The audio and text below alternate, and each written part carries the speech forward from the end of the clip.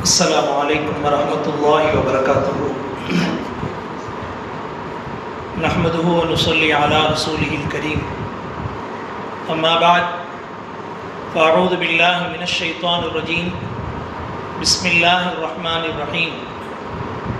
لقد من الله على المؤمنين إذ بعث فيهم رسولا من أنفسهم يتلو عليهم آياته ويزكيهم ويعلمهم الكتاب والحكمة وإن كانوا من قبل لفي ضلال مبين. صدق الله العلي العظيم. وقال النبي صلى الله عليه وسلم: لا يؤمن أحدكم حتى أكون أحب إليه من والده وولده والناس أجمعين أو كما قال عليه الصلاة والسلام. புகழனைத்தும் படைத்த இறைவனுக்கே உரித்தாகுக. சலாத்தும் சலாமும் கண்மணி நாயகம் ஸல்லல்லாஹு அலைஹி வஸல்லம் அன்னவர்கள் மீதும், அன்னாரை பின்பற்றிய சத்திய சஹாபாக்கள், நல்லோர்கள், நாதாக்கள், உலமாக்கள், சுஹதாக்கள், உலகத்தில் இருக்கக்கூடிய முஸ்லிமான முஃமினான ஆண் பெண் சகோதரர்கள் அனைவர்கள் மீதும், குறிப்பாக இங்கு அமர்ந்திருக்கக்கூடிய நம் அனைவர்கள் மீதும், நம்முடைய குடும்பத்தார்கள் மீதும், நம்முடைய சந்ததிகள் மீதும் அல்லாஹு தஆலாவுடைய ரஹ்மத்தும் கிருபையும் என்றென்றும் நின்று நிலவட்டுமாகுக. ஆமீன். சிறப்புமிகு தொடர் பயான் நிகழ்வினுடைய கண்ணியத்திற்குரிய தலைமை பொறுப்பெடுத்திருக்கக்கூடிய என்னுடைய முதல் ஆசிரியர் ஹஜ்ரத் பிலா அவர்களே, இந்த நிகழ்வை ஏற்பாடு செய்து பல வருடங்களாக தொடர்ந்து நடைமுறையிலேயே நடத்தி கொண்டிருக்கக்கூடிய நிர்வாக பெருமக்களே, அல்லாஹ்வுடைய அருளால் ஒரு 25 ஆண்டுகளுக்கு முன்பு இதே பள்ளிவாசல் வளாகத்தில் சிறுவனாக சேட்டை செய்து கொண்டு உள்பள்ளிக்கு கூட அனுமதிக்காத அளவிற்கு சேட்டை செய்த ஒருவன் உங்கள் முன்னால் அமர்ந்திருக்கிறேன். நம்முடைய முன்னாள் கணக்கு பிள்ளை அவர்கள், அவர் பேர் இந்த நிமிஷம் வரைக்கும் எனக்கு தெரியாது, அப்துல் சமத் சாஹிப், நவர் அல்லாஹ் மர்கது, அல்லாஹ் அவருடைய கபரை வெளிச்சமாக்குவானாக.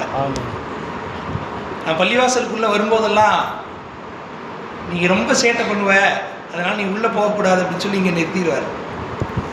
ஜும்மாவுடைய நாட்களில் இந்த இடத்துல நிறுத்திடுவாங்க. அவ்வளோ சேட்டை பண்ணுவேன். அல்லாஹ்வுடைய பெரும் கிருபை, முன்னோர்களுடைய துவா, அல்லாஹ் ஒரு சிறந்த மார்க்கத்துடைய கல்வியை கற்றுக்கொள்வதற்கு, அதை பிறருக்கு எத்தி வைப்பதற்கு அதற்கான சந்தர்ப்பத்தை அல்லாஹ் உருவாக்கி கொடுத்தார். இந்த நேரத்தில் நினைவு கூற வேண்டியவர்களாக நான் கருதுவது யார் என்று சொன்னால், எனக்கு அருகிலேயே என்னுடைய முதல் உஸ்தாத் அமர்ந்திருக்கிறார்கள். அல்லாஹ் அவர்களுக்கு நீண்ட ஆயுளையும் நிறைந்த சுகத்தையும் தருவானாக. இரண்டாவதாக என்னுடைய மதிப்பிற்குரிய உஸ்தாத் மர்ஹூம் ஜியாவுத்தீன் மன்பகி ஹஜ்ரத் அவர்கள் நான் மதரசாவிற்கு செல்லுகிற பொழுதெல்லாம், பாப்பா அப்துல் லத்தீஃப் உள்ளவா வந்துக்கார் அப்படிம்பாங்க. அதற்கு முன்பு அந்த மதரசாவிலே ஆசிரியராக இருந்த எங்களுடைய நெஞ்சமெல்லாம் நிறைந்திருக்கக்கூடிய மர்ஹூம் முகமது இப்ராஹிம் ஹஜ்ரத் அவர்கள், என்னுடைய தாயார் என்னை அழைத்து செல்கிற பொழுது என்னுடைய தாயாரை பார்த்து பெயர் சொல்லி இப்ராஹிம் ஹஜ்ரத் சொல்லுவாங்க, எங்கள் அம்மா பேர் சொல்லி சொல்லுவாங்க, உன் பையன் ஒன்றும் ஓதுற வயசு வரல, குட்டியில் பாலை கொடுத்து தொட்டியில் தூங்க வச்சிரு அப்படிம்பாங்க. அதன் பிறகு நம்முடைய மதரசா, அதன் பிறகு ஜியாவுத்தீன் ஹஜ்ரத் அவர்களிடத்தில் நான் ஓதினேன். ஓதுகிற காலத்திலும் சரி, நாம் எங்கு இருக்கிறோமோ அங்கு வெளியிலே இருந்து எதையாவது இறக்குமதி செய்ய வேண்டும், எதையாவது கொண்டு வரணும். என்னிடத்துல கேட்பது உண்டு, கீரனூர்லேருந்து நீங்கள் எதை கொண்டு போயிருக்கீங்க அப்படின்னு கேட்பது உண்டு. யாராவது கேட்பாங்க, கீரனூர்காரர் தானே, இந்த ஊர்லேருந்து நாங்கள் என்ன கொண்டு போயிருக்கீங்க அப்படின்னு. நிறைய பேர் என்ன சொல்லுவாங்க, எங்கள் ஊர்லேருந்து சால்னா கொண்டு போயிருக்கேன், கீரனூர் குழம்பு கொண்டு போயிருக்கேன். ரொம்ப பிரியமாக நம்ம ஊர் கீரனூர் குழம்பை பற்றி ரொம்ப ஹைப் பண்ணி, எங்கள் ஊர் குழம்பு அப்படி இருக்கும் இப்படி இருக்கும் அப்படின்னு. ஒரு நாள் நம்ம ஊர் குழம்பெல்லாம் என்னுடைய தாயார் இருக்கிற காலத்தில் சுவையாக செய்து அங்கே இருக்கக்கூடிய முக்கியஸ்தர்கள்லாம் அழைத்து விருந்து வைத்த பொழுது அவங்க ஒரே வார்த்தை சொன்னாங்க, அதற்கு இது என்ன, அதற்கு புளி சாம்பார்மா இருக்குதுன்னு. அந்த ஊர்வாசிகளுக்கு அதனுடைய டேஸ்ட் தெரியல. இணையத்துக்குரியவர்களே, இந்த ஊரிலே இருந்து கொண்டு சென்ற செய்திகள் ஏராளமாக இருந்தாலும் நான் 2 விஷயங்களை மட்டும் நினைவு கூறுவேன். ஆரம்ப காலகட்டத்தில் சிறுவராக இருந்த பொழுது, இப்பொழுதும் அது நடைமுறையில் இருக்கிறது என்று நினைக்கிறேன், ஒவ்வொரு வருடமும் ரமதானுக்கு முன்பாக, ரமதான் மாதத்திற்கு முன்பாக குறிப்பிட்ட சில தலைவந்தர்களால் அல்லது பள்ளியினுடைய நிர்வாகஸ்தர்களால் யார் நம்முடைய பகுதியிலே ஏழைகளாக இருக்கிறார்களோ, சிரமப்படுகிறார்களோ, ரமதானுடைய மாதத்திலே அவர்கள் நோன்பு நோக்கிற பொழுது பொருளாதார ரீதியாக அவர்கள் சிரமப்படக்கூடாது என்ற அடிப்படையில் இப்பொழுதும் நடைமுறையில் இருக்கிறது என்று நினைக்கிறேன், ஒரு மாதத்திற்கான மளிகை பொருட்கள் வழங்கப்படும். ஒரு மாதத்திற்கான இப்பொழுது நடைமுறையில் இருக்குதுன்னு நினைக்கிறேன்.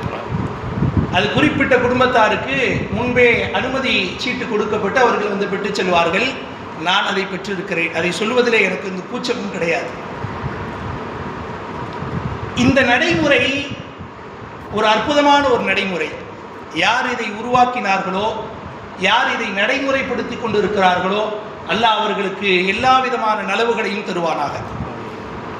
பல நாட்கள் நான் இருக்கக்கூடிய அந்த பள்ளிவாசலில், அந்த மஹல்லால இதை உருவாக்க வேண்டும் என்ற ஒரு ஆசை. ஒரு நண்பருடைய தாயார் இருந்த பொழுது அவர் கேட்டார், எங்கள் அம்மாக்காக நான் என்ன செய்யணும்னு கேட்டார். ரமதானுக்கு 2 நாட்கள் தான் இருந்தது. இந்த ஒரு செய்தியை சொன்னேன். உடனடியாக 5 நபர்களுக்கு நான் ஏற்பாடு செய்து தருகிறேன் என்று சொன்னார். இறைவனுடைய அருளால் கடந்த ஆண்டு 120 நபர்களுக்கு அது ஒரு மாதத்திற்கான முழுமையான ஒரு கிட்டு மளிகை ஜாமான் வழங்கப்பட்டது. அதற்கு முன்னோடியாக இருந்தது தெரியுமா, கீரனூரில் நான் பார்த்ததுதான். அதே போலத்தான் தொடர் பயான் நிகழ்வும் கிட்டத்தட்ட 3-4 ஆண்டுகளுக்கு முன்பாக நான் இந்த தொடர் பயானிலே கலந்து கொண்டேன். அதன் பிறகு எங்களுடைய பகுதியிலே இருக்கக்கூடிய உலமாக்கள் இடத்திலே நான் கூறினேன், ஒரு சின்ன ஊர் தான், குறைவாக இருக்கக்கூடிய இஸ்லாமியர்கள் தான், ஆனால் பெரும்பான்மையாக இஸ்லாமியர்கள் இருக்கக்கூடிய பகுதி எங்கள் ஊர். அங்கே தொடர்பையால் ஏற்பாடு செய்யப்படுகிறது என்று சொன்னால், ஏன் நம்ம ஊரில் முடியாது அப்படின்னு 3 வருஷமாக சொல்லி சொல்லி சொல்லி சொல்லி இறைவனுடைய அருளால் இந்த வருடத்தில் இருந்து தொடர்பயான் ஆரம்பமாகிறது. இன்று மக்ரிபுக்கு பிறகு முதல் பயான். 12 பள்ளிவாசல்கள் இருக்கிறது. 12 பள்ளிவாசல்களையும் ஒவ்வொரு நாள் பயான். அதற்கு முன்னோடியாக இருந்தது இந்த சபைதான். நாம் ஒரு ஊரிலே இருந்து வேறொரு ஊருக்கு ஒன்றை எடுத்துச் செல்கிறோம் என்று சொன்னால் அது எவ்வளவு பிரயோஜனமானதாக இருக்க வேண்டும், இருக்கிறது என்பதற்கு இவைகள் உதாரணங்கள். இன்னும் சொல்ல போனால், நான் எப்பொழுதெல்லாம் மரணித்தவர்களை குறித்து பயான் செய்கிறேனோ அப்பொழுதெல்லாம் ஒரு செய்தியை மறக்காமல் சொல்வதுண்டு. வாய்ப்பு இருந்தால் எங்கள் ஊருக்கு நீங்கள் வாங்க, வாய்ப்பு இருந்தால் எங்கள் கீரனூருக்கு வாங்க. ஒவ்வொரு தொழுகைக்கு பிறகும் கூட, ஒவ்வொரு தொழுகைக்கு பிறகும் பக்கத்திலே தான் அடக்கஸ்தலம் இருக்கிறது. தொழுதவர்களே சரிபாதி பேர் அல்லது குறைந்தது ஒரு 10 நபர்களாவது ஒவ்வொரு வக்திலேயும் 5 நேர தொழுகையினுடைய ஒவ்வொரு வக்திலேயும் மௌத்தாக்களுக்காக துவா செய்கிறார்கள். அந்த அற்புதமான காட்சியை நீங்கள் மதீனாவிலே பார்க்கலாம், வேறு எங்கும் பெரிய ஊர்களிலே பார்க்கலாம். அதன் பிறகு கீரனூரிலே நீங்கள் அந்த காட்சியை பார்க்கலாம். எதற்காக? நம்முடைய பகுதிகளிலேயும் கபரஸ்தானில் நின்று இறந்தவர்களுக்காக ஒரு நாளைக்கு குறைந்தபட்சம் ஒரு நபராவது துவா செய்ய வேண்டும் என்ற வேண்டுகோளை நம்முடைய பள்ளியிலே நடக்கக்கூடிய இந்த காட்சியை பார்த்துத்தான் அங்கே சொல்லியிருக்கிறேன். கண்ணியத்திற்குரியவர்களை, அவ்வளவு முன்மாதிரியாக இருக்கக்கூடிய நம்முடைய கீரனூர், நம்முடைய இந்த நிர்வாகம் மென்மேலும் பல்வேறு நல்ல காரியங்களை தொடர்ந்து செயல்படுத்துவதற்கு அல்லாஹ் தௌஃபீக் செய்வாராக. அதே போல யார் யாரெல்லாம் இந்த நல்ல காரியங்களில் பங்கெடுத்திருக்கிறார்களோ, பொருளாதார ரீதியாக ஆலோசனை கூறுவதன் மூலமாக பங்கெடுத்திருக்கிறார்களோ, அவர்கள் அனைவருக்கும் அல்லாஹ் தஆலா ஈருலக நலவுகள் அனைத்தையும் தருவானாக.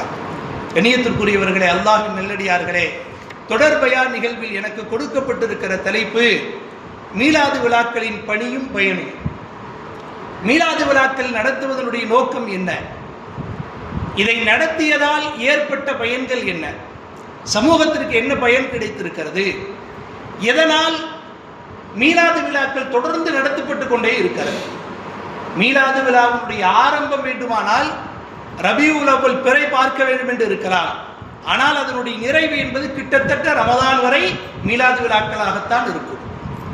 கூட சேர்த்து வேறு எதையாவது அதை வைத்துக் கொள்வார்கள். மீலாது விழா திருக்குர்ஆன் மாநாடு, மீலாது விழா சமய நல்லிணக்க மாநாடு, மீலாது விழா போதை ஒழிப்பு மாநாடு, மீலாது விழா இளைஞர் நலன் மாநாடு, எதையாவது ஒன்றை சேர்த்து வைப்பார்கள். ஆனால் அதனுடைய தலைப்பு என்பது மீலாது விழாக்களாகத்தான் இருக்கும். கண்ணியத்திற்குரியவர்களே, தமிழகம் முழுக்க மட்டுமல்ல, உலகம் முழுக்க எங்கெல்லாம் இஸ்லாமியர்கள் நிறைந்து வாழுகிறார்களோ அங்கெல்லாம் இந்த மாதத்தில் மீலாது விழாக்கள் களை கட்டுவதை நாம் கண்கூடாக பார்க்கிறோம். கண்ணியத்திற்குரியவர்களே, இந்த மீலாது விழாக்களுடைய நோக்கம் என்ன? நடத்துவதால் ஏற்பட்ட பிரயோஜனங்கள் என்ன? அல்லாஹ் குர்ஆனிலே சொல்லுவான், நபியை பார்த்து சொல்லுவான், வஅம்மா பிநிஅமத்தி ரப்பிக ஃபஹத்திஸ். அல்லாஹ் உங்களுக்கு எந்த நியமத்தை கொடுத்திருக்கிறானோ அந்த நியமத்தை குறித்து மக்களிடத்தில் நீங்கள் அறிவிப்பு செய்து கொண்டே இருங்கள், மக்களிடத்தில் சொல்லிக் கொண்டே இருங்கள். மனிதனுடைய இயல்பு என்னவென்றால், நியமத்துகளை பொறுத்தவரையிலே அல்லாஹ் நமக்கு ஏராளமான நியமத்துகளை கொடுத்திருக்கிறார்.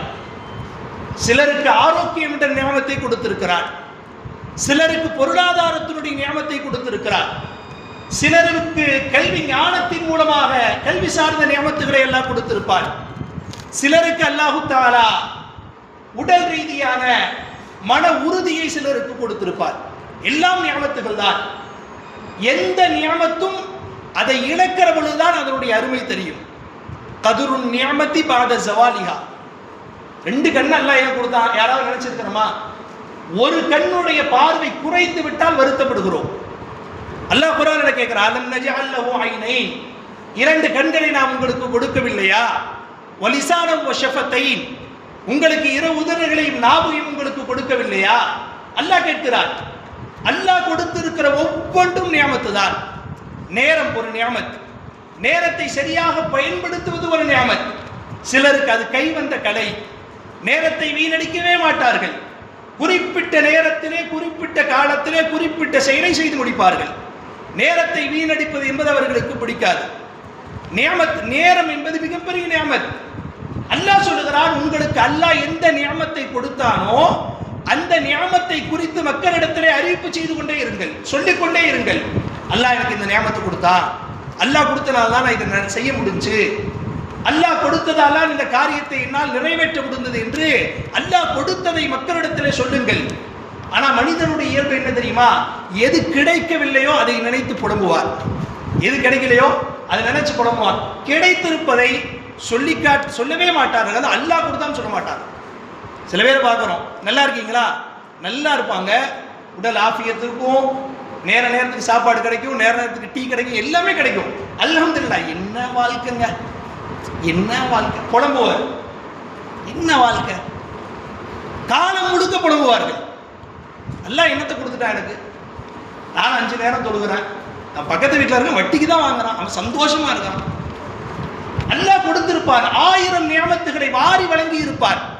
ஆனால் யாருக்கு எது குறைவாக இருக்கிறதோ அல்லது கிடைக்காமல் போய்விட்டதோ அதை நிறைத்து வருந்தி வருந்தி வருந்தி வருந்தி சில நேரங்களிலே புலம்பி அந்த நியமத்துகள் கொடுக்கப்பட்டதையே மறந்து விடுவார்கள். சில நேரங்கள் அல்லாஹ்வுக்கு நன்றி செலுத்த மாட்டார்கள். மனிதர்களை பார்க்கிறோம். என்னைக்காவது பெரும்பாலானவர்கள் அப்துல் அசீஸ் பாக்கவி ஹசரத் ஒரு கட்டுரையில குறிப்பிட்டாங்க, ஒரு பெரிய வசதியானவர் ஹசரத் அவர்கள் சந்திக்கிற பொழுது முசாஃபா செய்யும் பொழுது ஹாஜியார் எப்படி இருக்கீங்கன்னு கேட்டாங்களாம். என்ன வாழ்க்கை ஹசரத், நீங்களாம் பிரியாணி சாப்பிட முடியுது, என்னால் சாப்பிட முடியல அப்படின்னாராம். உங்களால பிரியாணி சாப்பிட முடியுது, என்னால் சாப்பிட முடியல. வயசு எத்தனை தெரியுமா? 75 வயசு. 75 வயசுல பிரியாணி சாப்பிடணும்னு ஆசை இருக்குது.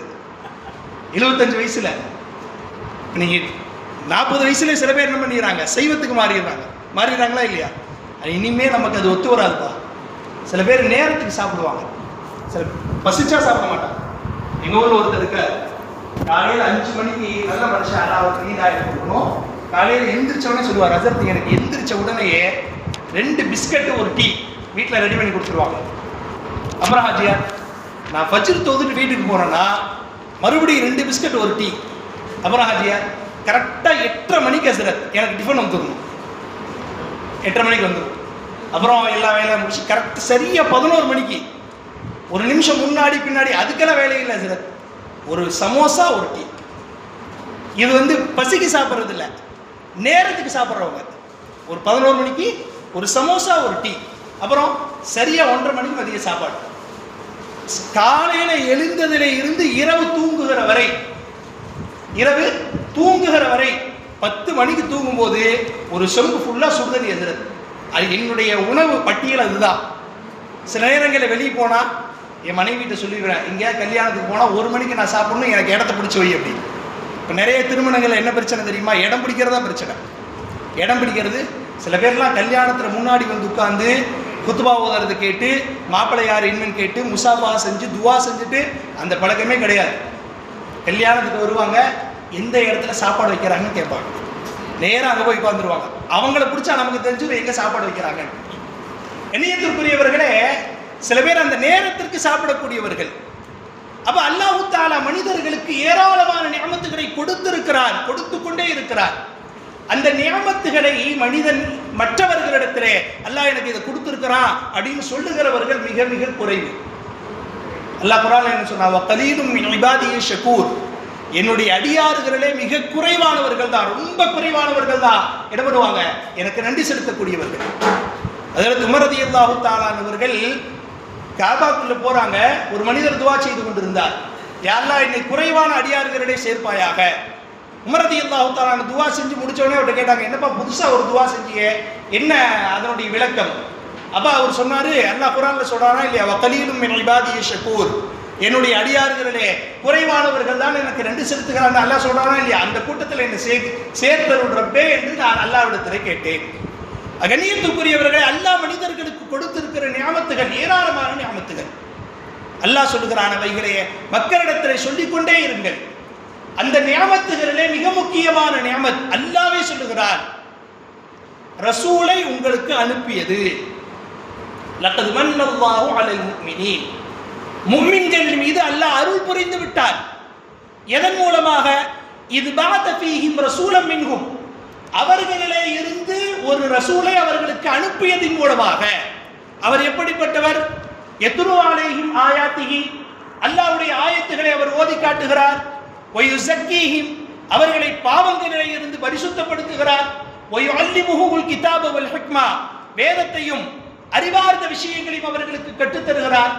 அப்படிப்பட்ட ஒரு நபியை நாம் அனுப்பியது நம்முடைய அருள் என்று அல்லாஹ் குர்ஆன்ல சொல்றான். இப்ப நபி அவர்கள் நமக்கு நபியாக கிடைத்தது, அல்லது நபியனுடைய உம்மத்திலே நாம் பிறந்தது அல்லாஹ்வுடைய மாபெரும் நியமத். அல்லாஹ் சொல்லுகிற வார்த்தை மன்னல்லாஹ், அல்லாஹ் முஃமின்கள் மீது அருள் புரிந்து விட்டார் நியமத்தின் மூலமாக. எப்படிப்பட்ட நியமத்? நபியை அனுப்பியதின் மூலமாக. கண்ணியத்துக்குரியவர்களே, அந்த நபி, அனுப்பப்பட்ட நபி எந்த சந்தர்ப்பத்திலே இந்த உலகத்திற்கு வந்தார்கள் தெரியுமா? எப்படிப்பட்ட மாற்றத்தை ஏற்படுத்தினார்கள் தெரியுமா?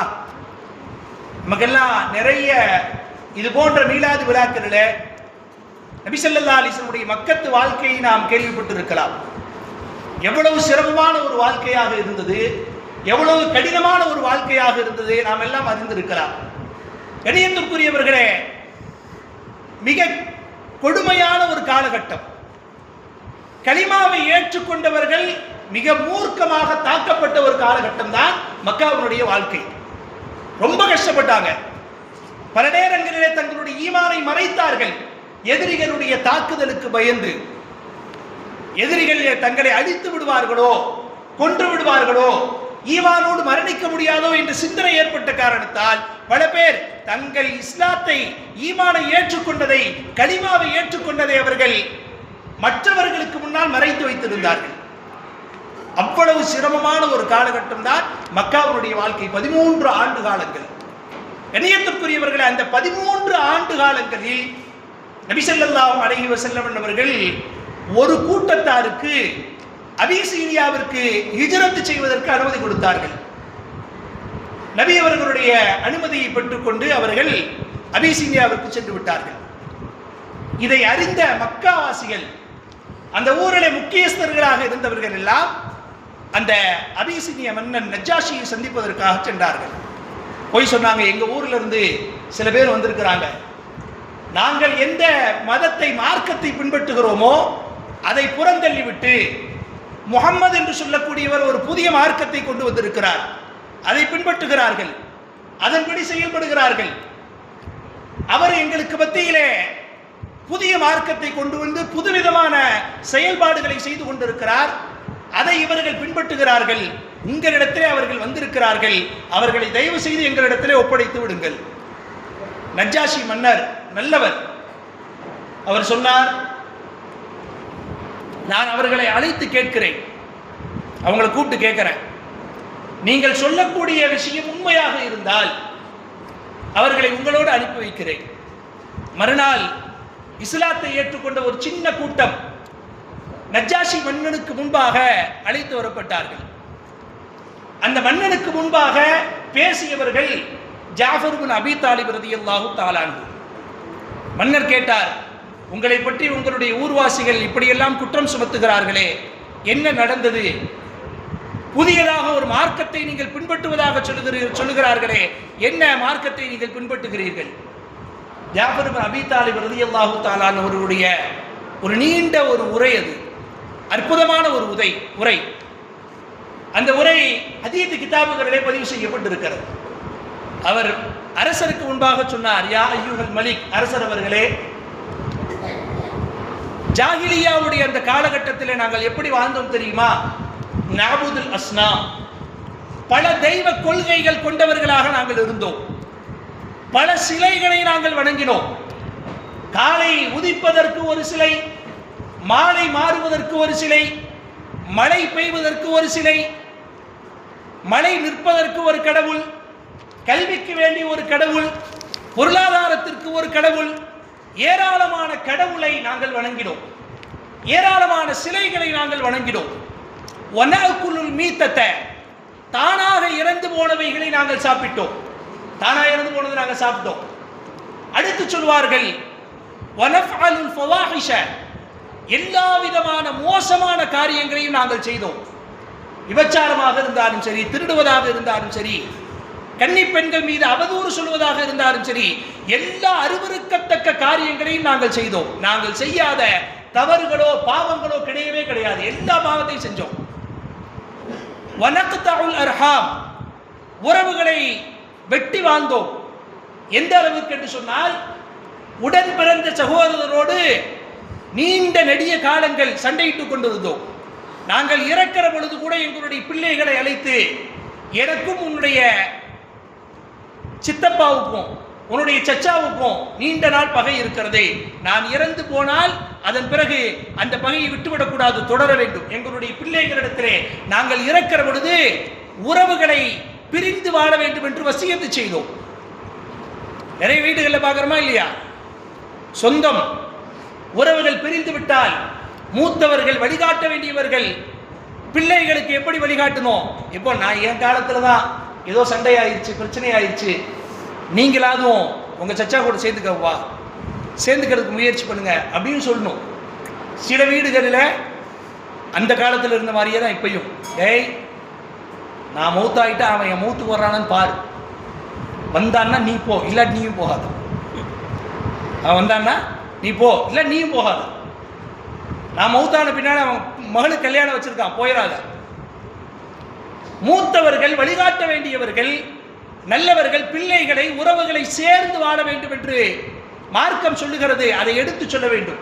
நபி ஸல்லல்லாஹு அலைஹி வஸல்லம் சொல்லுவாங்க, சில்மன் கத்தஹக, உன்னை துண்டித்து வாழ்பவனோடு நீ சேர்ந்து வாழ், உன்னை துண்டித்து வாழ்பவனோடு சேர்ந்து வாழ். நான் சின்ன பையனாக இருக்கும்போது ஓஎம் ஹசரத்தவங்க ஒரு தடவை இங்கே பயான் பண்ணாங்க, இந்த ஹதீத்தை சொன்னார்கள். அப்போ நான் மனப்பாடம் பண்ணேன். சில்மன் தத்தாக்க வாஃபு அம்மன் தலமக்க வ அஹ்சி இலாமன் அஸா இலைக்க. இந்த 3 விஷயத்தையும் சொன்னாங்க. உறவுகளை நாங்கள் ஜாபர் இப்னு அபீ தாலிப் ரலியல்லாஹு தஆலா சொன்னாங்க, உறவுகளை நாங்கள் துண்டித்து வாழ்ந்தோம். நாங்கள் செய்யாத அநியாயங்கள் கிடையாது. வனகுலுல் கபிய்ய மின்னா அல்-லஈஃப், பலம் வாய்ந்தவன் பலவீனனை நாங்கள் வீழ்த்தினோம், அவனை சாப்பிட்டோம், அவனை வாழ விடல. பொருளாதாரத்திலே நாங்கள் பலமாக இருந்தால் யார் ஏழையா இருக்கானோ அவனை அடிச்சு சாப்பிட்டோம், அவனுடைய பொருளாதாரத்தை எடுத்துக்கொள்வோம். எல்லா விதமான அநீதங்களையும் அக்கிரமங்களையும் அனாச்சாரங்களையும் நாங்கள் செய்து கொண்டிருந்தோம். அடுத்து சொல்வார், ஹத்தா பஅத்தல்லாஹு இலைனா ரசூலன், எதுவரை தெரியுமா? அல்லாஹ் எங்களுக்கு தூதரை அனுப்பினான். அந்த தூதர் ஒரே இறைவனை வணங்கும்படி எங்களுக்கு ஏவினார். அவர்கள் ஒரே இறைவனை வணங்கும்படி ஏவினார்கள். அடுத்து சொல்வார்கள், பாவமான காரியங்களை விட்டுவிடும்படி எங்களுக்கு ஏவினார்கள், நல்ல காரியங்களை செய்யும்படி எங்களுக்கு ஏவினார்கள். அடுத்து சொல்வார்கள், உறவுகளை சேர்ந்து வாழுங்கள் என்று எங்களுக்கு சொன்னார்கள். ஹராமான காரியங்களை தவிர்த்து விட்டு, ஹராமான சம்பாத்தியத்தை விட்டுவிட்டு ஹலாலை தேடுங்கள் என்று சொன்னார்கள். தாய் தந்தையரை மதிக்க சொன்னார்கள், உறவுகளை சேர்ந்து வாழ சொன்னார்கள், அண்டை வீட்டுக்காரனுக்கு செய்ய வேண்டிய ஹக்குகளை நிறைவேற்ற சொன்னார்கள். இன்று வரைக்கும் அண்டை வீட்டுக்காரன் என்று சொன்னால் அவன் சண்டை வீட்டுக்காரன், பக்கத்து வீட்டுக்காரன் சண்டை வீட்டுக்காரன். என்னது, லேசா ஒரு சின்ன பிரச்சனை தான் இருக்கும், அவர் வண்டியை கொண்டாந்து நம்ம வீட்டு முன்னாடி நிப்பாட்டியிருப்பார். யார் வீட்டு முன்னாடி யார் வண்டியை நிப்பாட்டுறது அப்படின்னு ஒரு சவுண்டு போட்டால் முடிச்சு, அவ்வளோதான். பக்கத்து வீட்டுக்காரர் காலம் முழுக்க சண்டையாக மாறிவிடுவார். நான் அவன் வீட்டுக்கு போக மாட்டேன், அவன் என் வீட்டுக்கு வரக்கூடாது. ஆண்களை விட சில நேரங்களிலே பெண்கள் தான் இதில். ஆண்கள் கூட சில நேரங்கள் வெளியே வந்தால் அவங்கள சண்டை போட்டுக்கிட்டுப்பா நம்ம பேசிக்கலாம் சொல்லுவாங்க. பெண்கள் என்ன பண்ணுறாங்க, அந்த சண்டையை விடவே மாட்டாங்க. அவன் பிள்ளைகள்கிட்ட சொல்லுவாங்க, அவன் வருவான் அப்துல்லா, அவன் கூட நீ பேசக்கூடாது. சில நேரங்கள் அவங்க என்ன பண்ணுவாங்க, பக்கத்து வீட்டில் இருக்கிறத பார்த்துட்டு அதே மாதிரி வீட்டுக்கார்ட்ட கேட்பாங்க.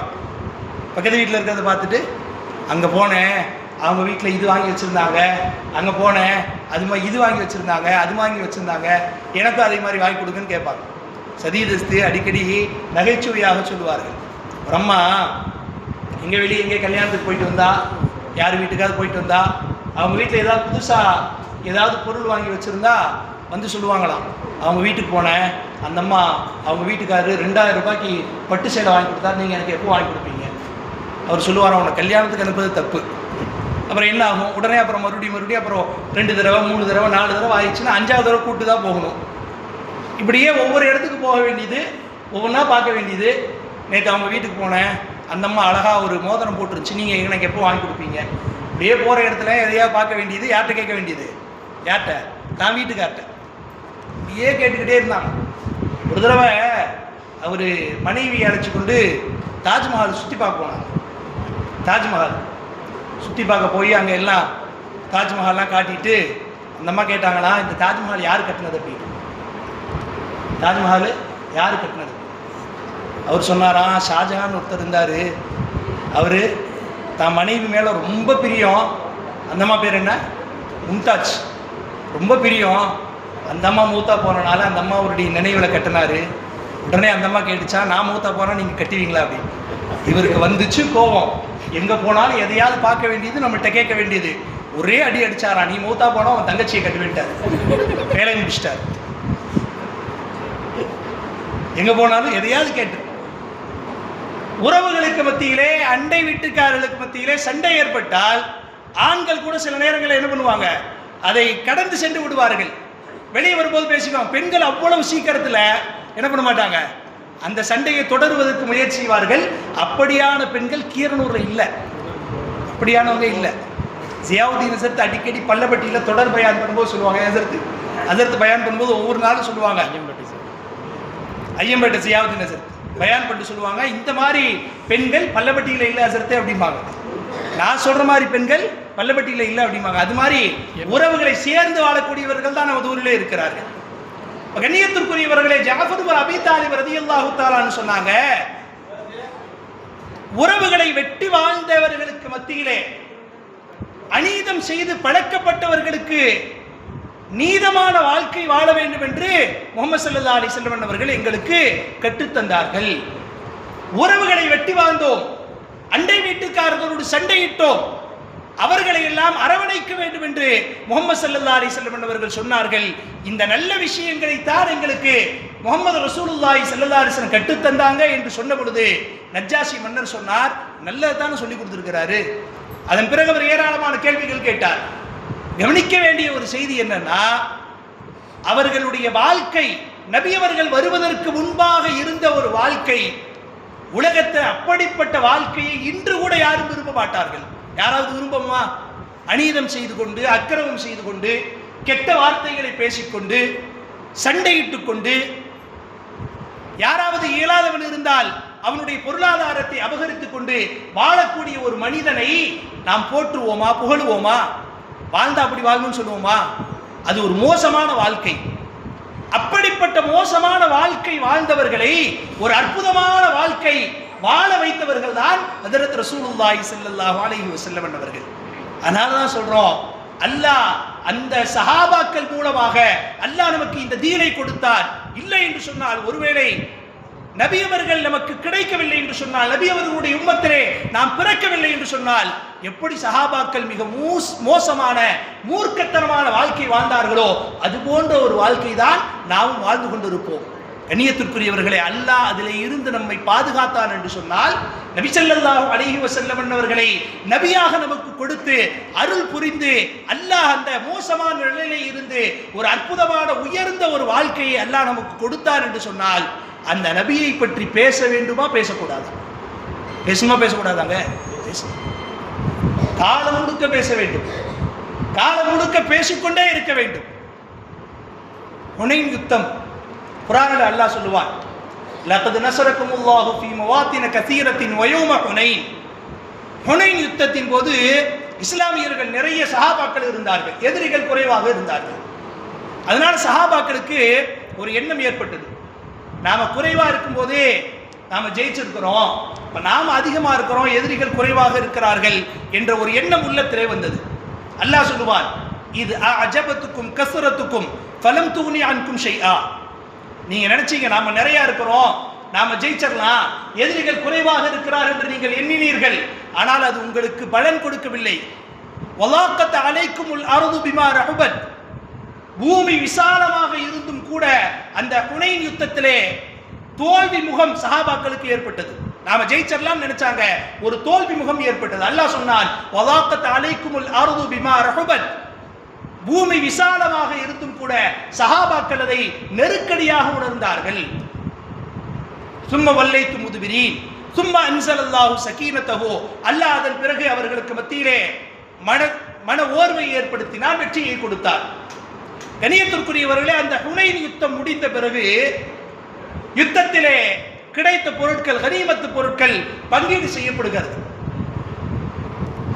நபி ஸல்லல்லாஹு அலைஹி வஸல்லம் அந்த சந்தர்ப்பத்திலே இஸ்லாத்தை ஏற்றுக்கொண்டவர்கள், குறிப்பாக குறைஷிகள்ல நிறைய தலைவர்கள் இஸ்லாத்தை ஏற்றுக்கொண்டார்கள். நபி அவர்கள் அந்த இஸ்லாத்தை ஏற்றுக்கொண்டவர்கள் இஸ்லாத்தின் மீது நிலைத்திருப்பதற்காக குறைஷிகளிலே தலைவர்களுக்கு நபி அவர்கள் அந்த கனிமத்து பொருட்களை கொஞ்சம் அதிகமாக கொடுத்தார்கள். இதை யார் பார்த்தாங்கன்னா அன்சாரிகள். யார் தெரியுமா அன்சாரிகள்? மக்காவிலே இருந்து எல்லாவற்றையும் துறந்து விட்டு கலிமாவுடைய வாழ்க்கை வாழ வேண்டும் என்பதற்காக எல்லாவற்றையும் இழந்து, வீடு வாசல் சொத்து சுகம் எல்லாவற்றையும் இழந்துவிட்டு கையேறு நிலையிலே மதீனாவிற்கு வந்தவர்களை அரவணைத்துக் கொண்டவர்கள் அன்சாரிகள், மதீனாவாசிகள். ஹிஜ்ரத் செஞ்சு வந்தவங்க முஹாஜிர்கள். இந்த அன்சாரிகள் நபி அவர்கள் இந்த செய்யக்கூடிய இந்த பங்கீட்டை பார்க்கிறார்கள். வாரி வாரி கொடுக்குறாங்க, இங்க அவ்வளவு வர மாதிரி தெரியல. அன்சாரிகள்லாம் பார்த்துக்கிட்டே இருக்கிறாங்க. அன்சாரிகளுக்கு மத்தியிலே ஒரு சின்ன சலசலப்பு ஏற்பட்டது. எல்லாம் சொன்னாங்க, இந்த பங்கீடு நமக்கு நிறைவு தரவில்லை. எல்லாம் அங்கிருந்து வந்தவங்களுக்கே கொடுத்துட்டு இருக்காங்க, நிறைய கொடுக்குறாங்க. அவர்களுக்கு கொடுப்பதை பார்க்கிற பொழுது நமக்கு எதுவுமே கிடைக்கல. ஒரு சஹாபாக்களுக்கு மத்தியிலே, அன்சாரி சஹாபிகளுக்கு மத்தியிலே ஒரு விதமான சலசலப்பு உண்டானது. இதை கவனித்துக் கொண்டிருந்த ஒரு சஹாபி நபி ஸல்லல்லாஹு அலைஹி வஸல்லம் அறைக்கு செல்கிறார். சென்று சொன்னார், யா ரசூலல்லாஹ், அன்சாரி சஹாபாக்கள் மத்தியில் ஒரு விதமான சலசலப்பு, நீங்கள் குறைஷிகளுக்கு முஹாஜிர்களுக்கு நீங்கள் கொஞ்சம் சேர்த்து கொடுக்குறீங்கன்னு சொல்லி அவங்க நினைக்கிறாங்க, இதை குறித்து நீங்கள் தெளிவுபடுத்தலாமே. நபி ஸல்லல்லாஹு அலைஹி வஸல்லம் சொன்னாங்க, அப்படியா, அவர்களை எல்லோரையும் ஒரு இடத்துல ஒன்று கூட்டுங்க, எல்லாத்தையும் ஒரு இடத்துல ஒன்று கூட்டுங்க, நான் வந்து பேசுகிறேன்.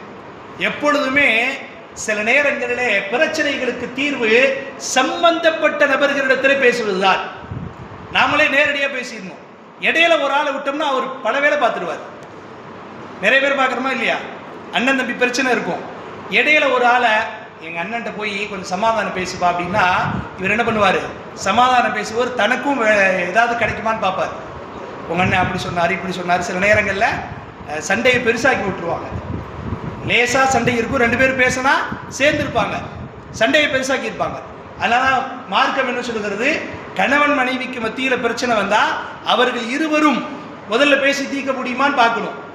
முடியாத பட்சத்தில் தான் அடுத்து சொந்தக்காரர்கள், அவர்கள் எப்படிப்பட்டவர்களாக இருக்க வேண்டும்? அய்யுஸ்லிஹா பைனஹுமா, ரெண்டு பேத்துக்கு மத்தியிலே சீர்திருத்தத்தை, சமாதானத்தை விரும்பக்கூடியவர்களாக இருக்கணும்.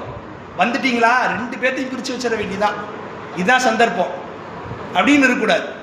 கணவன் மனைவிக்கு மத்தியில் பிரச்சனை, நம்மள்கிட்ட வந்து பஞ்சாயத்துக்கு வராங்கன்னா என்ன பண்ணும்? சந்தர்ப்பம் பார்த்து நல்லா பிரித்து விட்டுறலாம் நினைக்கூடாது, சேர்த்து வைக்கக்கூடிய எண்ணமுடையவர்களாக இருக்க வேண்டும். கண்ணியத்திற்குரியவர்களே, நபி ஸல்லல்லாஹு அலைஹி வஸல்லம் இடத்திலே வந்து அந்த சஹாபி சொன்னவுடன் நபி அவர்கள் சொன்னார்கள், அவர்களை எல்லோரும் ஒரு இடத்திலே ஒன்று கூட்டுங்கள், நான் வந்து பேசுகிறேன்.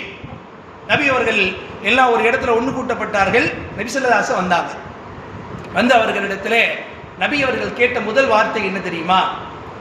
நீங்கள் வழி தவறி இருந்தீர்கள், தவறான வழியிலே கொள்கையிலே இருந்தீர்கள். ஃபஹதாக்குமுல்லாஹு பி, அல்லாஹ் என் மூலமாகத்தான் உங்களுக்கு ஹிதாயத்தை கொடுத்தான். ஆமாவா இல்லையா? அன்சாரி சஹாபாக்கள் தலையை கீழே போட்டுக்கொண்டு அல்லாஹு ரசூலுஹு அலம், அல்லாஹ்வும் அவனுடைய தூதருக்கும் தான் தெரியும். நம்மளா இருந்தால் என்ன பண்ணுவோம்? ரசூல்லா வந்தவனையும் நமக்கு இந்த மாதிரி ஒரு பிரச்சனை வருதுன்னு வைங்களேன், நம்மள்ட்ட இந்த மாதிரி ஒரு பிரச்சனை வருது, நம்ம அத்தாவோ நம்ம சொந்தமோ மற்றவங்களுக்கு நிறைய கொடுத்துட்டாரு, நமக்கு வருத்தம் இருக்குது, நம்மள்கிட்ட பேசுறதுக்கு வர்றாங்க. வந்த உடனே என்ன பண்ணுவோம்? என்ன சம்பந்தம் பேச வரீங்களா, சமாதானம் பேச வரீங்களா? கொடுக்கறதுல அங்கே கொடுத்து போட்டு எந்த சமாதானம் பேச கேட்போமா இல்லையா? சஹாபாக்கள் நபி அவர்களுடைய வார்த்தைக்கு முன்பாக அமைதியாக இருந்தார்கள். நபி அவர்கள் கேட்டார்கள், அல்லாஹ் உங்களை தவறான வழிகளை வைத்திருந்தான், ஃபஹதாக்குமுல்லாஹு பி, அல்லாஹ் என் மூலமாகத்தான் உங்களுக்கு ஹிதாயத்தை கொடுத்தார், கலிமாவுடைய வாழ்க்கையை கொடுத்தார், ஈமானை அல்லாஹ் என் மூலமாகத்தான் உங்களுக்கு நசீபாக ஆக்கினார். நீங்கள் இந்த பூமியிலே இருந்த பொழுது ஏழ்மையிலே இருந்தீர்கள், ஃபஅக்னாக்குமுல்லாஹு பி, அல்லாஹ் என் மூலமாகத்தான் உங்களுக்கு செல்வத்தை கொடுத்தார். ஆமாவா இல்லையா? சஹாபாக்கள் அமைதியாக சொன்ன வார்த்தை அல்லாஹு ரசூலுஹு அலம். நபி அவர்கள் நீண்ட நெடிய கேள்வியை இப்படியே கேட்டுக்கொண்டே இருந்தார்கள். ஒரு கட்டத்தில் அன்சாரி சஹாபாக்கள் அழுது அழுது அவர்களுடைய தாடியெல்லாம் நினைந்து போய்விட்டது. நபி ஸல்லல்லாஹு அலைஹி வஸல்லம் அதன் பிறகு அன்சாரிகளுடைய சிறப்பை சொன்னார்கள். அந்த மக்கள் எல்லாம் பொருட்செல்வத்தை எடுத்து செல்கிற பொழுது, உலக ஆதாயங்களை எடுத்து செல்கிற பொழுது, நீங்கள் அல்லாஹ்வுடைய தூதரை அழைத்து செல்கிறீர்களே, இதுதானே உங்களுக்கு சிறப்பு. அவர்கள் ஒரு பாதையிலே சென்றால் உங்களுடைய பாதையிலே நான் தொடர்ந்து வருவேன், அதுதானே உங்களுக்கு சிறப்பு. சஹாபாக்களிடத்திலே நபி ஸல்லல்லாஹு அலைஹி வஸல்லம் என்பவர்கள் தன் மூலமாக கிடைத்த நியாமத்துகளை நபி அவர்கள் அந்த சஹாபாக்களுக்கு நினைவூட்டினார்கள். எண்ணியத்திற்குரியவர்களே, அல்லாஹ்வுடைய தூதர் ஆகப்பெரிய நியாமத். அல்லாஹ்வுடைய தூதர் மூலமாகத்தான் கலிமா நமக்கு கிடைத்தது, அல்லாஹ்வுடைய தூதர் மூலமாகத்தான் ஈமான் நமக்கு கிடைத்தது, அல்லாஹ்வுடைய தூதரின் மூலமாகத்தான் மிக அற்புதமான ஒரு ஷரியத் நமக்கு கிடைத்திருக்கிறது. அந்த ஷரியத் நமக்கு கிடைக்கலனா, ஏதாவது ஒரு இடத்துல ஏதாவது ஒரு மூலையில ஏதோ ஒரு சிலையை நாம் வணங்கி கொண்டிருப்போமே, நரகவாதியாக மாறி இருப்போமே. அல்லாஹ் அதிலே இருந்து நம்மை பாதுகாத்தான் என்று சொன்னால் நபி ஸல்லல்லாஹு அலைஹி வஸல்லம் என்பவர்கள் கொண்டு வந்த இந்த கலிமாவின் மூலமாகத்தானே. அப்ப அந்த நியாமத்தை காலம் முழுக்க பேச வேண்டுமா, பேசக்கூடாதா? பேசணுமா, பேசக்கூடாதா? பேசிக்கொண்டே இருக்க வேண்டும், கேட்டுக்கொண்டே இருக்க வேண்டும். எண்ணியத்திற்குரியவர்களே, அதற்காகத்தான் மீலாது விழாக்கள். எப்படிப்பட்ட நபி? ஒரு மூமின் தன்னுடைய வாழ்க்கையில தாயை விட தந்தையை விட, தன் மகளை விட, மகனை விட, சொத்து சுகங்களை விட, கட்டி வைத்திருக்கிற வீட்டை விட, எல்லாவற்றையும் விட அல்லாஹ்வையும் அல்லாஹ்வுடைய தூதரையும் மிக அதிகமாக நேசிக்க வேண்டும். நம்முடைய ஈமான் முழுமை பெற வேண்டும் என்று சொன்னால் யாருடைய நேசம் அதிகமாக இருந்தால் நம்முடைய ஈமான் முழுமை பெறும்? நபி அவர்களுடைய நேசம். லா யுமினு அஹதுக்கும் ஹத்தா அகூன அஹப்ப இலைஹி மின் வாலிதிஹி வ வலதிஹி வன்னாஸி அஜ்மஈன். உங்களை பெற்றவர்கள், நீங்கள் பெற்றெடுத்தவர்கள், உலகத்திலே உங்களுடைய நண்பர்கள், தோழர்கள், பழக்கமானவர்கள், உங்களுடைய முதலாளிகள், எல்லாவற்றையும் விட, உங்களுடைய பொருளை விட நான் உங்களுக்கு நேசமானவராக, மிக நேசத்திற்குரியவனாக மாறாதவரை உங்களுடைய ஈமான் பூர்த்தியாகாது. நம்முடைய ஈமான் பூர்த்தியாக வேண்டும் என்று சொன்னால் நபி ஸல்லல்லாஹு அலைஹி வஸல்லம் அவர்கள் மீது கொண்டிருக்கிற நேசம் மிக அதிகமாக இருக்க வேண்டும். அப்படி ஈமான் பூர்த்தியாகுவதற்கு நபி அவர்கள் மீது நேசம் கொண்டிருக்க வேண்டும் என்று சொன்னால் அந்த நேசம் எப்படி கொண்டிருக்க வேண்டும், எப்படி நம்முடைய முன்னோர்கள் நேசம் கொண்டிருந்தார்கள் என்பதை அறிந்து கொள்ளக்கூடிய இந்த மஜ்லிஸ்கள் தேவையா இல்லையா? சஹாபாக்கள் எப்படிங்க நேசித்தாங்க? நபி ஸல்லல்லாஹு அலைஹி வஸல்லம் அவர்களை சஹாபாக்கள் எவ்வளவு நேசித்தார்கள்? நபி அவர்களை நேசித்த அந்த வரலாறுகள், ஏராளமான வரலாறுகளை நாம் கேள்விப்படுகிறோமா இல்லையா? ஹஸரத் உமர் ரலியல்லாஹு தஆலா அவர்கள் நபி ஸல்லல்லாஹு அலைஹி வஸல்லம் இடத்தில் சொல்லுவாங்க, யா ரசூலல்லாஹ், என்னுடைய மனைவி, என்னுடைய பிள்ளைகள், என்னுடைய சொத்து சுகம் எல்லாவற்றையும் விட உங்களை நேசிக்கிறேன், என்னுடைய உயிரை நான் அதிகமாக நேசிக்கிறேன். நபி ஸல்லல்லாஹு அலைஹி வஸல்லம் சொன்னாங்க, உமரே, உங்களுடைய உயிரை விடவும் என்னை நீங்கள் அதிகமாக நேசிக்க, உங்களுடைய உயிரை விடவும் என்னை நீங்கள் அதிகமாக நேசிக்க வேண்டும். ஹஸரத் அம்ர் இப்னு ஆஸ் ரலியல்லாஹு தஆலா அவர்கள் மரண தருவாயில் இருக்கிறாங்க. சுவற்றை பார்த்து அழுது கொண்டிருந்தார்கள். மகன் கேட்டார், தந்தையே, மரணத்தை நினைத்து அழுகிறீர்களா? மௌத்தை நினைச்சு அழுகிறீங்களா? உலகத்தை விட்டு பிரிய போகிறோம், உலகத்தினுடைய இன்பங்களை எல்லாம் விட்டு கபருக்குள் தனியாக போகிறோம் என்று வருந்துகிறீர்களா, அழுகிறீர்களா? அம்ர் இப்னு ஆஸ் ரலியல்லாஹு தஆலா சொன்னாங்க, நான் அதை நினைத்து அழவில்லை. அல்லாஹ் என்னுடைய வாழ்க்கையில ஒரு 3 விதமான காலகட்டங்களை நான் கடந்திருக்கிறேன். சஹாபாக்கள் எப்படி நபி அவர்களை நேசித்தார் என்பதற்கு அம்ர் இப்னு ஆஸ் ரலியல்லாஹு தஆலா அவருடைய நிகழ்வு உதாரணம். சொன்னாங்க, என்னுடைய வாழ்க்கையில நான் 3 விதமான காலகட்டங்களை கடந்திருக்கிறேன். முதல் காலகட்டம் எப்படி தெரியுமா? நபி அவர்கள் அல்லாஹ்வுடைய தூதராக இந்த பூமிக்கு அனுப்பப்பட்டு அவர்கள் நுபுவத்தை மக்களிடத்தில் எத்தி வைத்த பொழுது நபி அவர்களை யார் எல்லாம் எதிர்த்தார்களோ, மிக கடுமையாக எதிர்த்தார்களோ, அதிலே முதன்மையானவனாக நான் இருந்தேன். எந்த அளவுக்கு தெரியுமா? நஊது பில்லாஹ், அல்லாஹ்வுடைய தூதரை கொலை செய்வதற்கு வாய்ப்பு கிடைத்தால் அதை செய்வதற்கும் நான் தயாராக இருந்தேன். அப்படி ஒரு காலம். ஒருவேளை அந்த நிலைமையில நான் மௌத்தா போயிருந்தா நான் எங்க போயிருப்பேன் தெரியுமா? எங்க போயிருப்பேன்? நரகத்துக்கு போயிருப்பேன். நரகம் என் மீது வாஜிபாக்கப்பட்டு இருக்கும். நரகவாதியாக நான் மரணித்திருப்பேன், மாறி இருப்பேன். அல்லாஹ் என் மீது அருள் புரிந்தார்.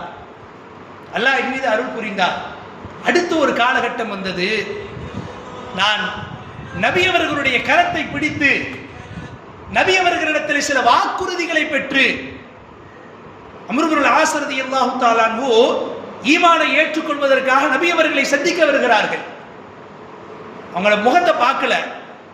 நபி ஸல்லல்லாஹு அலைஹி வஸல்லம் கேட்டாங்க, நபியே, நான் உங்களிடத்தில் சில வாக்குறுதிகளை கேட்கிறேன், அதற்கு நீங்கள் பதிலளித்தால் நான் இஸ்லாத்தை ஏற்றுக்கொள்கிறேன். நபி ஸல்லல்லாஹு அலைஹி வஸல்லம் சொன்னாங்க, கேளுங்க அம்ர் இப்னு ஆஸ், கேளுங்க அப்படின்னா. நான் நிறைய பாவம் செஞ்சிருக்கிறேன். நான் கொஞ்சம் கொஞ்சம் பாவம்லாம் செய்யல, நிறைய பாவம் செஞ்சிருக்கிறேன். பாவம் என்று சொல்லுகிற பொழுதுதான் எனக்கு நினைவுக்கு வருகிறது, அல்லாஹ் எப்படிப்பட்ட அருள் புரியக்கூடியவன் என்று சொன்னால், நபி ஸல்லல்லாஹு அலைஹி வஸல்லம் சொல்லுவாங்க, ஒரு மனிதன் கடல் நுரையளவு பாவம் செய்து விட்டான். கடல் நுரையளவு அவ்வளவு பாவம் செஞ்சுட்டான். ஆனால் அல்லாஹ்விடத்திலே 2 சொட்டு கண்ணீர் சிந்தி அல்லாஹ்விடத்தில் தௌபா செஞ்சா எல்லா பாவத்தையும் அல்லாஹ் மன்னிச்சிடறான். அடியார்களுக்கு செய்ய வேண்டிய குறைகள் ஏதும் இருந்தால் சம்பந்தப்பட்ட நபர்களிடத்திலே மன்னிப்பு கேட்க வேண்டும். அல்லாஹ் மன்னிக்க கூடியவன், அருள் புரியக்கூடியவன். நம் மீது அல்லாஹ் அருள் புரிவானாக.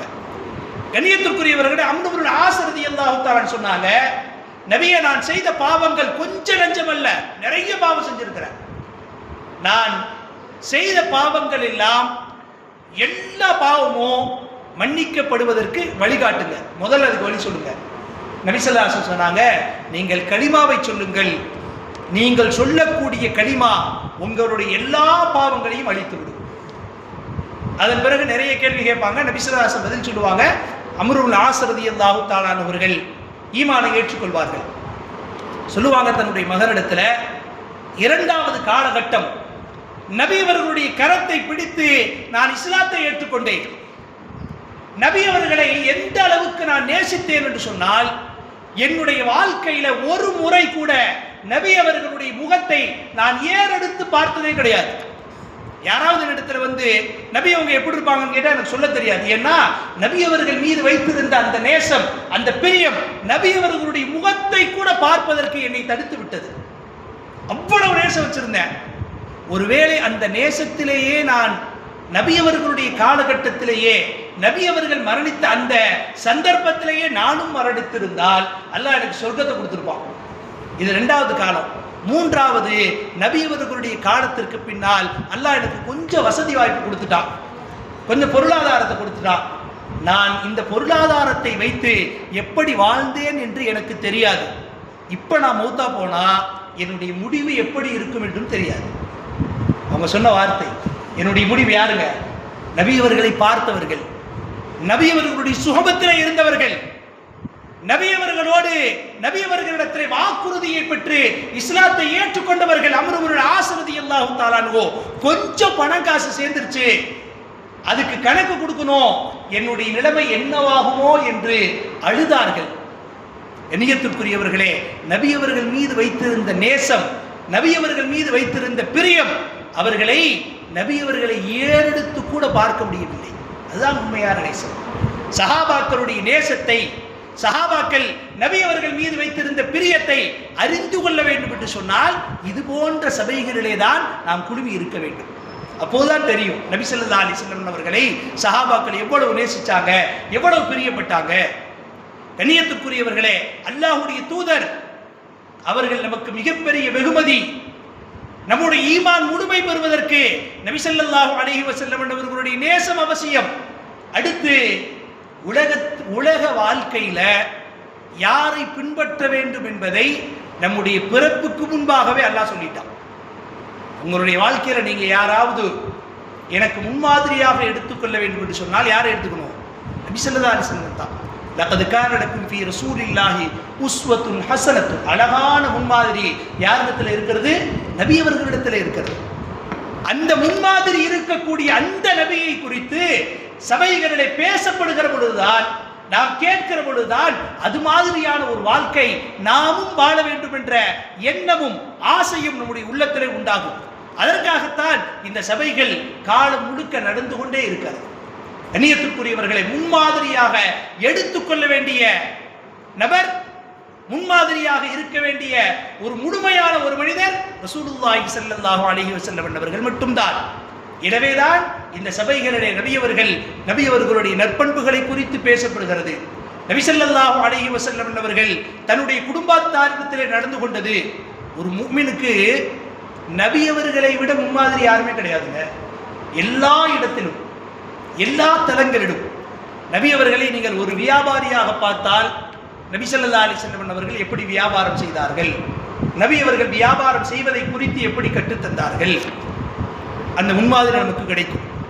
நபி அவர்களை ஒரு தந்தையாக பார்த்தால், ஒரு தந்தை பிள்ளைகளிடத்தில் எப்படியெல்லாம் நடந்து கொள்ள வேண்டும் என்ற முன்மாதிரி, ஒரு தந்தைக்கான முன்மாதிரி நபி அவர்களிடத்திலே கிடைக்கும். ஒரு மாமனாராக நீங்கள் பார்த்தால் நபி அவர்களிடத்தில் முன்மாதிரி கிடைக்கும். ஒரு கணவனாக பார்த்தால் நபி அவர்களிடத்தில் முன்மாதிரி கிடைக்கும். ஒரு தலைவராக பார்த்தால் நபி அவர்களிடத்தில் முன்மாதிரி கிடைக்கும். ஆக எல்லா விதத்திலேயும் முன்மாதிரியாக இருக்கக்கூடிய ரசூலுல்லாஹி ஸல்லல்லாஹு அலைஹி வஸல்லம் அவர்களை நாம் பின்பற்ற வேண்டும் என்பதற்காகத்தான் அவர்கள் தங்களுடைய வாழ்க்கையில எப்படியெல்லாம் நடந்து கொண்டார்களோ அது போன்ற ஒரு வாழ்க்கையை நாமும் வாழ வேண்டும் என்பதற்காகத்தான் இது போன்ற சபைகள் கூட்டப்படுகிறது. இதனுடைய அவசியம் நாம் தெரிந்து கொள்ள வேண்டும் என்பதற்காகத்தான் இது போன்ற சபைகள் நடத்தப்படுகிறது. நிறைய பேர் சொல்லுவாங்க, நபி ஸல்லல்லாஹு அலைஹி வஸல்லம் பிறந்த நாளை கொண்டாடலாமா? கொண்டாட்டம் என்பது நாம நினைக்கிற மாதிரி அல்ல. அரபியில் ஒரு வாசகம் சொல்லுவாங்க, அல் மருவு யகீசு அலா நஃப்ஸிஹி. மனிதன் எப்போவுமே தன்னை போலவே பிறரையும் நினைப்பான். தன்னை மாதிரியே. ஒரு கதை ஒன்று சொல்லுவாங்க.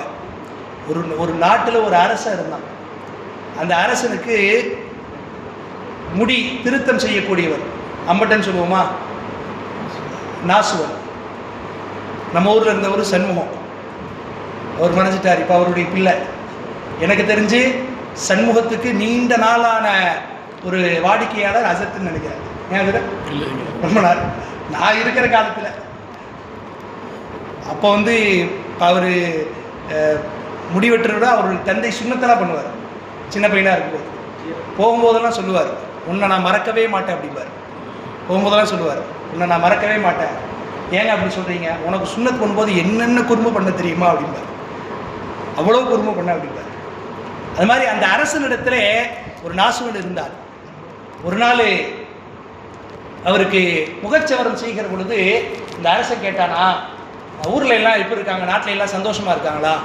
இந்த அரசன் சொன்னால் எல்லாரும், அந்த நாசுவன் சொன்னால் எல்லாம் சந்தோஷமாக இருக்காங்க, எல்லாம் இன்பமான வாழ்க்கை வாழுகிறார்கள், எல்லார் வீட்டிலையும் தங்க காசு இருக்குது அப்படின்னா. அரசனுக்கு சந்தேகம். இந்த கேட்ட கேள்வி என்ன, எல்லாம் நல்லா இருக்காங்களான்ட்டு. ஆனால் இவன் என்னடானா எல்லாம் சந்தோஷமாக இருக்காங்கன்னு சொல்கிறாங்க, எல்லாம் நிறைய காசு வச்சுருக்காங்கன்னு சொல்கிறான், குறிப்பாக எல்லார் வீட்லேயும் தங்க வச்சுருக்காங்கன்னு சொல்கிறான். ஏதோ விஷயம் இருக்கும் அப்படின்னு தன்னுடைய மந்திரி ஒருவரை அழைத்து இந்த மாதிரி கேள்வி கேட்டேன். அவனுக்கு இந்த மாதிரி பதில் சொன்னான், இதில் என்ன சூட்சமம் இருக்கிறது? அவன் மந்திரி சொன்னானா, கொஞ்ச நாள் கழித்து இதே கேள்வியை கேளுங்க, அப்போ என்ன பதில் சொல்கிறான்னு பாருங்கள் அப்படின்னா. அதுக்குள்ளே இடையில ஒரு நாள் அந்த நாசுவன் வீட்டில் இல்லாத போது இந்த மந்திரி வீட்டில் போய் பார்த்தா ஒரு பெரிய டப்பாவில் நிறைய தங்க காசு இருந்துச்சு. அதை எடுத்துகிட்டு வந்துட்டான். எடுத்துகிட்டு வந்துட்டு கொஞ்ச நாள் கழித்து அரசன்ட்ட சொன்னால், இன்றைக்கி அவன் நாசுவன் வருவான்ல, கேளுங்க, மக்கள்லாம் எப்படி இருக்காங்கன்னு கேளுங்க அப்படி. அவன் அது மாதிரி கேட்டார் அரசர். மக்கள்லாம் எப்படி இருக்காங்க? மக்கள்லாம் ரொம்ப கஷ்டப்பட்டு இருக்காங்க, மக்கள்லாம் ரொம்ப கவலையாக இருக்காங்க, மக்கள்கிட்ட இருந்த தங்கமெல்லாம் திருட்டு போயிடுச்சு அப்படின்னு. அப்படின்னா என்ன அர்த்தம்? தன்னிடத்திலே இருக்கிற பொழுது, தான் இன்பமாக இருக்கிற பொழுது எல்லாருமே இன்பமாக இருக்காங்கன்னு நினைக்கிறது.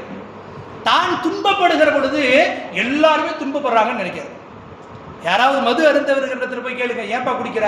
உலகத்தில் எவ்வளவுமே குடிக்காதே, நான் குடித்தேன். நீ குடிக்கிறது தப்பு. குடிக்காதவனே என்ன சொல்லுவாங்க? அவங்க தான் குடிக்கிறான் அப்படின்பா. தவறு செய்யக்கூடியவர்களை யாருமே செய்யாத தப்பவா நான் செஞ்சுட்டேன் அப்படின்னு சொல்லுவாங்க. அப்ப பிறந்த நாள் கொண்டாட்டம் என்பது நாம் கொண்டாடுகிறோம் அல்லவா? தேவையற்ற உணவுகளை வாங்கி அதை சாப்பிடாம, ஓ மூஞ்சியில நீ அடி, ஏன் மூஞ்சியில நான், ஏன் மூஞ்சியில நீ அடி, ஓ மூஞ்சியில நான் அடிக்கிறேன், அல்லது ரோடுகளில் நின்று கொண்டு பிறந்த நாள் கொண்டாட்டங்கள் என்ற பெயரிலே அனாச்சாரங்கள், அது போன்ற பிறந்த நாளா நபியவர்களுடைய பிறந்த நாளை கொண்டாடப்படுகிறது. நபி ஸல்லல்லாஹு அலைஹி வஸல்லம் அவர்களுடைய பிறந்த நாள், பிறந்த மாதத்தில் அவர்களை குறித்து திக்ர் செய்யப்படுகிறது, பேசப்படுகிறது. அல்லாஹ் குர்ஆன்ல சூரத்து சாஃபாத் பல நபிமார்களுடைய வரலாறுகளை எல்லாம் பதிவு செய்கிறார். பல சூறாக்களிலே அல்லாஹ் தஆலா அவர்களுடைய வரலாறுகளை நினைவூட்டுகிறார். காரணம் என்ன? அந்த நபிமார்களுடைய செய்திகளை நினைவூட்டுவதன் மூலமாக இந்த சமூகம் பலன் பெற வேண்டும், பிரயோஜனம் அடைய வேண்டும். அதுதான் நோக்கம். சில நபிமார்களுடைய பிறப்பை குறித்து அல்லாஹ் பேசுகிறானே. யஹ்யா அலைஹிஸ்ஸலாம் அவர்களுடைய பிறந்த அந்த நிகழ்வை அல்லாஹ் குர்ஆனிலே சொல்கிறார். ஈசா அலைஹிஸ்ஸலாம் அவர்களுடைய பிறந்த நிகழ்வை அல்லாஹ் குர்ஆனிலே சொல்கிறார். இன்னும் சொல்ல போனால் குர்ஆனிலே நிறைய யாருடைய வரலாறு இருக்கிறது என்று சொன்னால் ஹஜ்ரத் மூசா அலைஹிஸ்ஸலாம் அவருடைய வரலாறு, அவர்களுடைய பிறப்பு, பிறந்ததிலே இருந்து அவர்கள் ஃபிரௌனிடத்தில் சென்ற வரைக்கும் அல்லாஹ் தஆலா அழகாக சொல்லி காட்டுகிறார். இவைகள் எல்லாம் சொல்லுவதனுடைய நோக்கம் என்னவென்று சொன்னால், அதன் மூலமாக சமூகம் நபிமார்களுடைய வரலாறுகளை தெரிந்து கொண்டு பிரயோஜனப்பட வேண்டும். அல்லாஹ் நபியை பார்த்து சொல்லுவான், வகுல்லன் நகுஸ்ஸு அலைக மின் அன்பாஇ ருசுலி மா நுஸப்பித்து பிஹி ஃபுஆதக். நபியே, இதற்கு முன்பு சென்ற எத்தனையோ நபிமார்களுடைய வரலாறுகளை உங்களுக்கு நாம் சொல்லியிருக்கிறோம். காரணம் என்ன? உங்களுடைய உள்ளம் இந்த இஸ்லாத்தின் மீது, ஈமானின் மீது உறுதியாக இருப்பதற்காக. மற்ற நபிமார்களுடைய வரலாறுகள் சொல்லப்படுவதனுடைய நோக்கம் என்ன? லகத் கான ஃபீ கஸஸிஹிம் இபரத்துல் லிஉலில் அல்பாப். அறிவுடையவர்களுக்கு சிந்திப்பதற்காக அந்த வரலாறுகளை நாம் நினைவு கூறுவோம் என்று அல்லாஹ் குர்ஆனிலே சொல்கிறார். எனவே கண்ணியத்திற்குரிய சகோதரர்களே, நல்லடியார்களே, இந்த மீலாது விழாக்கள் நடத்தப்படுவதனுடைய நோக்கம் என்னவென்று சொன்னால், நம்முடைய வாழ்க்கையில நபி அவர்களுடைய நேசம் வர வேண்டும், நபி ஸல்லல்லாஹு அலைஹி வஸல்லம் முன்மாதிரியான வாழ்க்கையை நாம் எடுத்து நடக்க வேண்டும். நபி அவர்களை அல்லாஹ் நமக்கு கொடுத்ததின் மூலமாக நம்முடைய வாழ்க்கையில அல்லாஹ் இவ்வளவு பெரிய அருள் புரிந்தார் என்பதை நாம் நினைத்து பார்க்க வேண்டும் என்பதற்காகத்தான் இந்த நிகழ்வுகள் நடத்தப்படுகிறது. வல்ல அல்லாஹு தஆலா இது போன்ற நிகழ்வுகள் கியாமத்து வரை நடப்பதற்கு அல்லாஹ் தௌஃபீக் செய்வானாக. இது போன்ற நிகழ்வுகளிலே கலந்து கொள்வதற்கும் அல்லாஹு தஆலா நமக்கு தௌஃபீக் செய்வானாக. நல்ல விஷயங்களை கேட்டு அதன்படி அமல் செய்யக்கூடிய நல்லடியார்களுடைய கூட்டத்திலே அல்லாஹ் நம் அனைவரையும் சேர்த்தருள்வானாக என்று கூறி வாய்ப்புக்கு நன்றி கூறி நிறைவு செய்கிறேன். வாஹிரு தாவானா அல்ஹம்துலில்லாஹி ரப்பில் ஆலமீன். அஸ்ஸலாமு அலைக்கும் வரஹ்மத்துல்லாஹி வபரகாத்துஹு.